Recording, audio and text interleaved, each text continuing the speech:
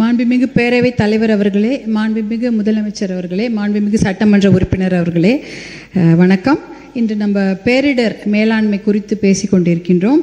அதில் ஒரே ஒரு சின்ன விஷயம்.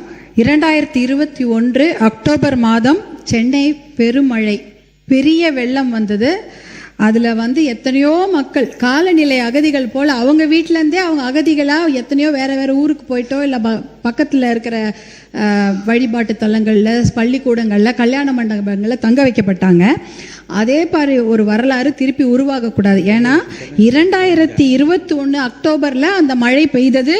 2022 தமிழக அரசாங்கம் ஒரு கமிட்டி அமைக்கிறாங்க, திருப்புகழ் கமிட்டி அப்படின்னு சொல்லிட்டு. இந்த பேரிடரை குறித்து விரிவாக ஆராய்ச்சி செய்ய ஒரு கமிட்டி அமைக்கிறாங்க.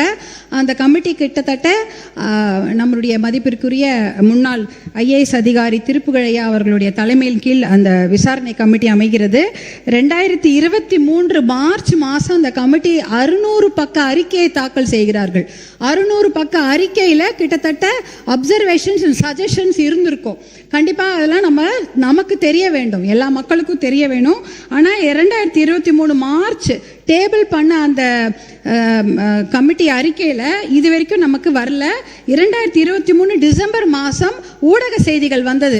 கண்டிப்பாக இந்த அறிக்கை எல்லாருக்கும் பொதுமக்கள் பார்வைக்கு வைக்கப்படும் என்ற ஊடக செய்தி வந்தது, திருப்புகழ் கமிட்டியுடைய சஜஷன்ஸ் அண்ட் அப்சர்வேஷன்ஸ். ஆனால் இது வரைக்கும் வரல. கிட்டத்தட்ட நம்ம வந்துட்டோம் 2026, மறுபடியும் ஒரு அக்டோபர் வரப்போகுது. 41 மாதம் ஆயிடுச்சு. அந்த திருப்புகழ் கமிட்டியில் இருக்கக்கூடிய அப்சர்வேஷன் சஜஷன்ஸ் என்ன நம்ம எல்லாருக்கும் தெரிஞ்சாகணும்.